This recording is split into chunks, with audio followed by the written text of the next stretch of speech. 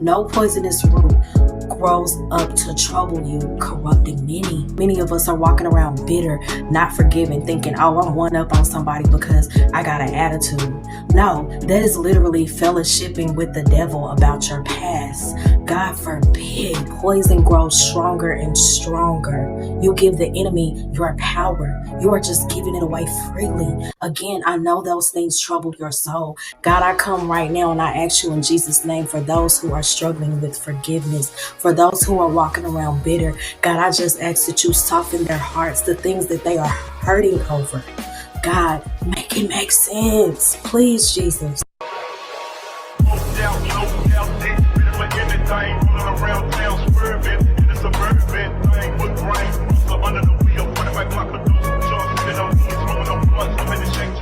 Broken in our own way in certain ways, right? But some more so than others. I also feel like social media has been a huge distraction when it comes to the dating field. We're focused more on getting our viewpoints across on social media than we are like experiencing real life from what I've seen. And I also think that so many people are conditioned to chaos, right? And what I mean by that is we have become so used to unpredictable, like unreliable or chaotic environment, we start to view that as normal. And we won't get anywhere. Some of us don't even know how to accept a decent person when we see them. Sometimes we can self-sabotage a lot of things. And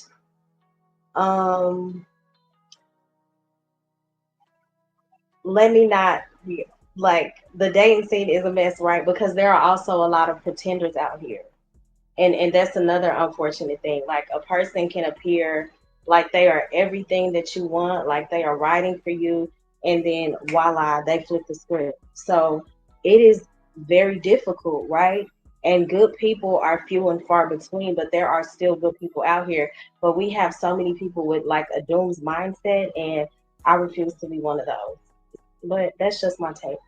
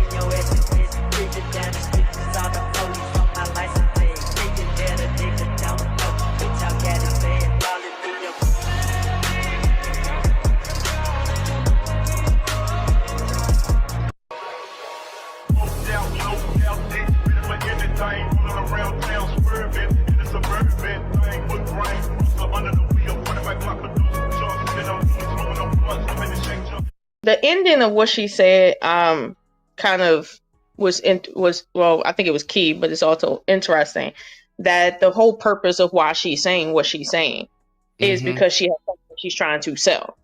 That's one. So you have to understand what she said within context, which is she's trying to sell you something. So she's telling you something in hopes that you will buy something. Now, whenever you come across a salesman, you have to be extra careful with what you intake when somebody's trying to sell you something. So first, she's trying to sell you that it's hard to date nowadays, right? That's the first selling point. And the second selling point is you're a good person. Whoever's listening to this is a good person. And you're really trying to date someone that's really great. So I have a mastery class. Now, mind you, she didn't say I'm a married woman or I've dated lots of men or I'm a coach or I'm a certified nothing. She just got a mastery class. You see what I'm saying? So this is the first issue that I take with what she said. Secondly, right, to just delve into the issue. First of all, I don't know what planet she coming in from, but here on planet Earth, there is no rule that says when you date, it should be smooth. There's no rule that says you should only have to date 3 people before you find the one. Like, there's no rule to say, well, when you're only going to attract people that are exactly your equal. Like there's no rule on that. You see what I'm saying? And people that approach life like that usually die. Like, quite literally. Like, if you don't understand where you really exist, you will quite literally die out here.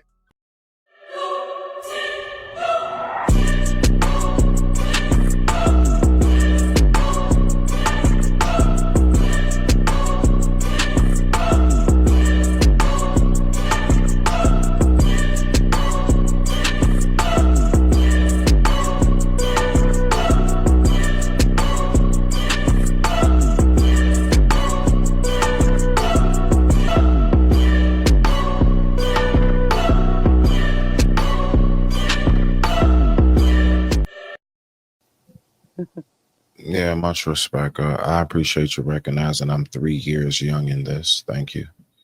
Um, You what? so You I three said I, year younger than Bolo? I said I'm 3 years young in this being new. Thank you for Me too. recognizing. Me Yeah. too, I think. Yeah, me So too. I'll say this. Yeah, you actually have a point. One thing that people in general need to recognize is that reciprocation is a real thing. The fact is that any relationship, if I can't love you for the both of us, you know, it has to be reciprocated. Why? Because at some point that person is going to burn out. It after a while it does, it becomes too tiring.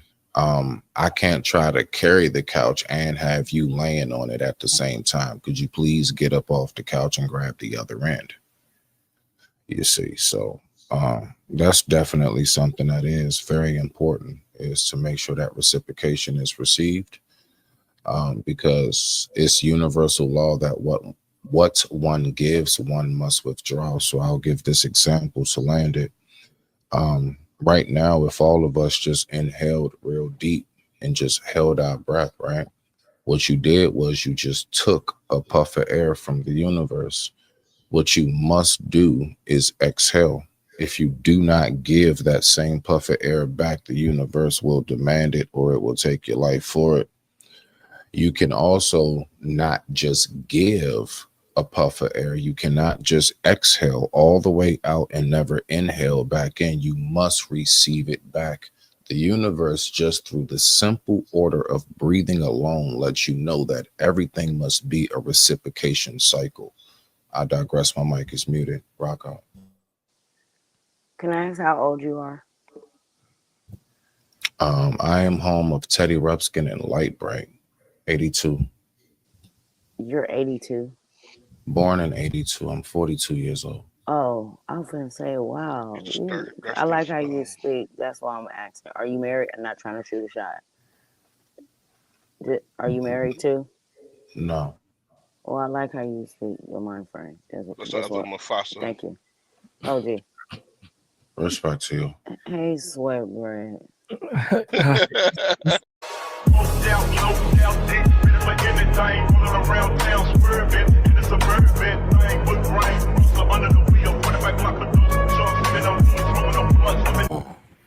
Well, one, I always find discussions like this to be very, very interesting, because this is why I tell people all the time.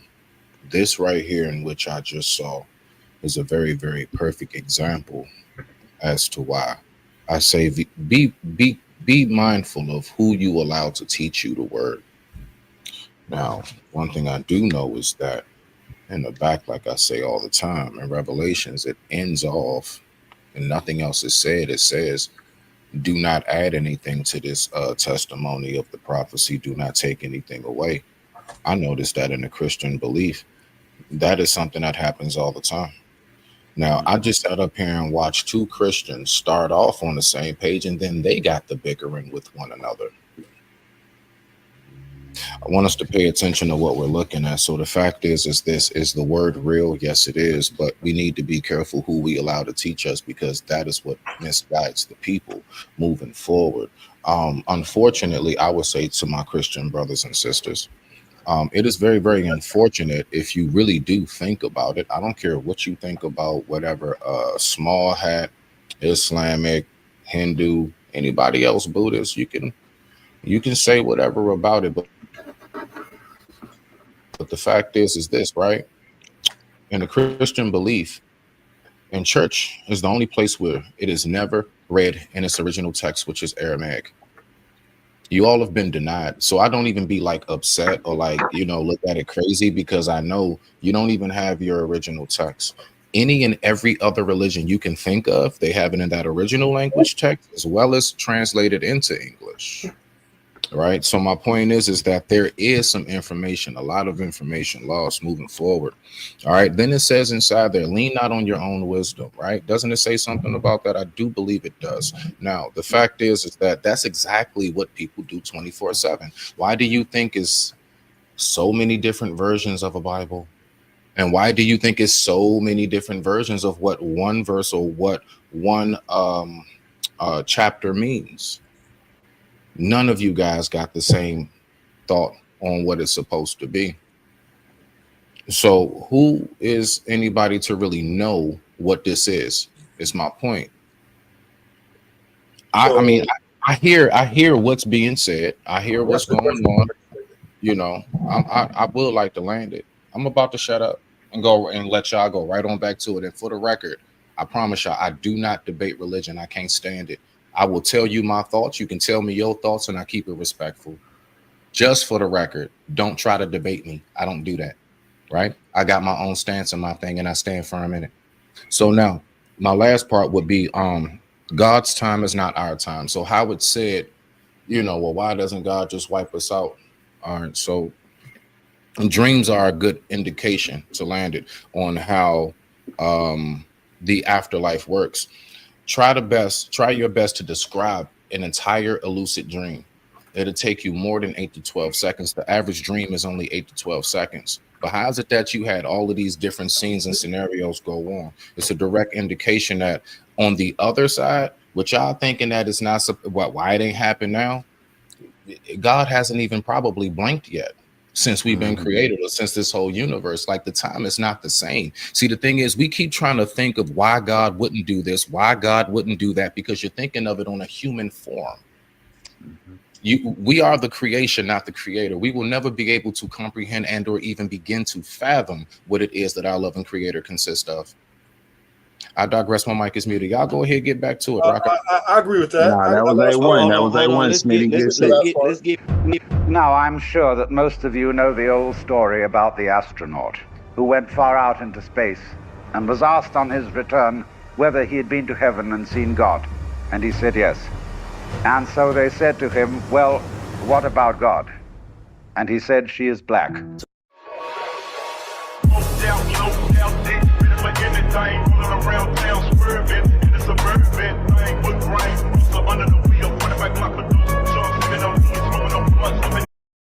When I wake up in the morning, my prayers, and I thank God I woke up, the Ku Klux Klan woke up this morning.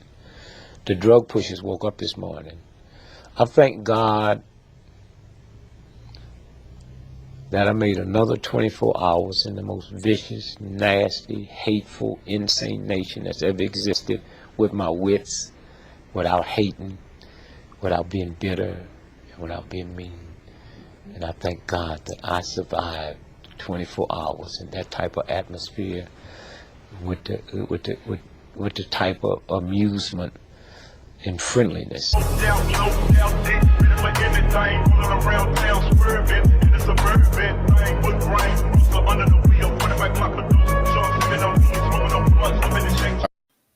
What you consistently show and produce is how you will determine you know, the respect factor. And once you have the respect factor, there's nothing that woman won't do for you. You don't have to talk about she don't cook. She loves to do it for you. She can't wait to give you another meal and see if you finish the plate. Matter of fact, she might get upset if you don't eat enough of it. You better finish more than half that plate for her to feel satisfied. It's things like that. Like, you don't never have to like ask them to do, bruh. You don't have to do all this big wild talking and the only thing that you have to do is just simply make sure that you put yourself in position so that she sees you standing in position. She see you standing in position, she's going to want to be by your side. You don't have to ask them. You don't have to be jumping in no DMs. You don't have to do none of that. You don't have to do anything. You don't have to do nothing. It's amazing. Like, seriously. So you know how they say you can attract more bees with honey than vinegar? Like, literally. So like, make yourself the nectar. If you're the nectar, I promise you they're going to want to pollinate. You ain't got to worry about nothing, bro. If you're the nectar, that queen bee, she is going to want to pollinate. And so just keep that in mind. So while you're out here being told to chase the bag, then what they're telling you is chase something that you will lead with. If you lead with the wallet, that will be temporary. No, just chase your purpose. Chase your purpose, the money, the women, everything, the respect, and all that you can imagine and more will come your way. And with that being said, I digress. My mic is muted. Thank you, sis. I appreciate you.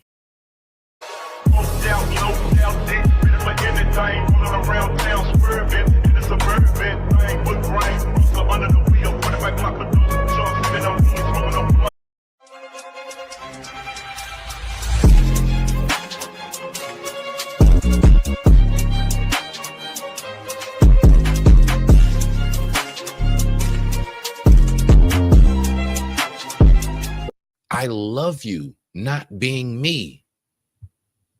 I love you because you're not me. You're my counterpart. You're my coworker. You're my partner, if you want to say. You're my wife. You're my lady. You're not me. And I love you for that.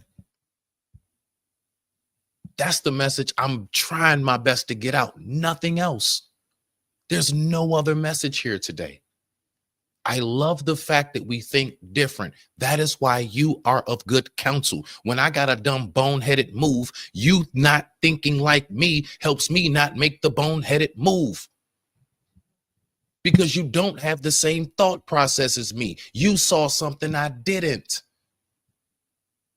Because we're different. Sad that it's not right. Is this a really good message that we should be sending out to everybody, that there are profound or fundamental differences? It shouldn't matter whether it's a good message. It should just be science, what the truth is. But science is not as neat as people like to think. Now, this is the thing about science we also have to remember. As accurate as it can be, science, just like our history books in school, have had to been upgraded and changed. There are a lot of things that science once said that now they're like, you know what? Come to find out. Let's keep that in mind. See, again, third eye open. We don't have a closed head space over here. We think of things from all different angles. Do I have to say it again? Let's take this cross and turn it into a star. We're going to hit it from the different angles and make it shine. Let's keep going. We almost done. That hasn't stopped politicians and businesses from demanding gender equality. BBC announced that it wants an equal number of men and women. We reaffirmed our commitment to advance gender equality. Because politicians say men and women are the same. If women are paid less, it must be sexism. The pay gap and the wage gap is an injustice. That's a whole different topic. I don't really get into that. That's not my field. I know one thing. I speak about it all the time. My mother made over $100K a year. My father never did. My mother worked, downtown government, all that stuff, corporate, basically. So my mother made well over my father. So I don't know about the pay wage gap, but I know my mom made over more than my dad. My dad was under 100K. My mom was over 100K. My mom was the breadwinner of the house, but you would never know the difference because she didn't act like she was. She just was my father's wife, and she was my mother. That's it. And we love her so much for it. We love her for just being mom. She never threw around the fact that she made. As a matter of fact, we never knew that. I never knew that until I was like out of high school. I never even knew that. All my years growing up, I never knew mom made more than dad. All I know is that the household ran and it functioned how it's supposed to. It was a well-oiled engine because they didn't argue and talk about that shit. So that's why when I come to spaces and stuff, it's like, I don't know this world that y'all speak about. All I know is that I grew up and what I seen in my community for the most part, and even in my household and in my family, which is a large family, was that men and women work in tandem. We don't go back and forth about who this, who that, who the prize, and anything else. All I know is that a car without an engine don't work, and an engine without a car not going nowhere. That's all I know. That car needs the engine needs the car. Take the engine out the car, how valuable is it unless you're stripping it for parts? How valuable is the car without the engine? We need each other. That's why I'm never one to say I don't need my sisters. That's like me saying I don't need a car as the engine. I'm the engine. If you're that beautiful body car with all of the features and everything, I need you to go somewhere. And you need me to move. You need me to start the car. You need me to light up. You need me to turn on the heat in the air and roll the windows up and lock the doors. We need each other. There is no one's better than the other. They were both designed to go together. An engine was designed to be put into a vehicle. A vehicle was designed to have an engine put in it. Where did we get this from? Before we had any talking narratives, I am of what was organic. I recognize men just do certain things. Ladies, you're not always going to understand it, and you don't need to. Fellas, bruh, sometimes, ladies, what do you hear? Man, that's just women. We understand it's just some why is she doing this? What? Look, man, that's just what they do. Leave them alone. Observe it, love it, study it, or just shut up.